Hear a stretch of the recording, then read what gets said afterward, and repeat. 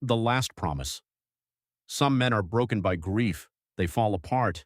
They disappear into themselves. They stop eating, stop sleeping, stop existing, and the world around them just moves on like nothing happened.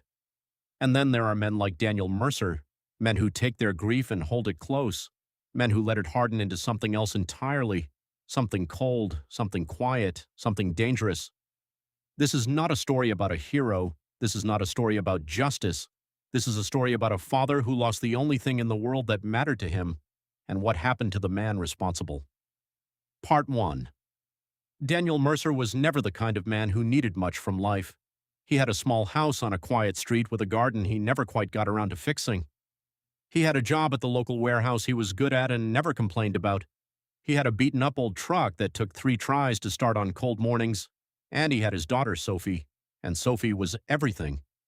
She was 9 years old with her mother's eyes and her father's stubborn streak. She laughed too loud at her own jokes before she even reached the punchline. She collected rocks from every place they visited and labeled each one carefully in her messy, looping handwriting.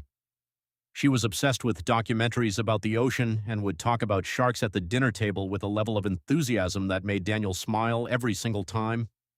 Every Friday, without fail, Sophie made Daniel a card, not for any birthday or holiday or special occasion, just because she felt like it that day.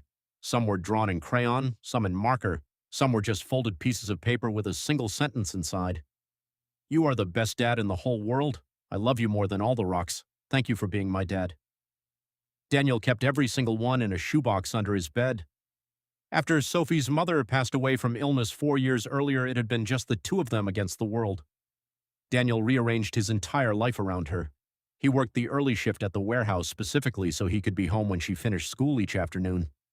He helped her with homework at the kitchen table every evening, even when he was exhausted.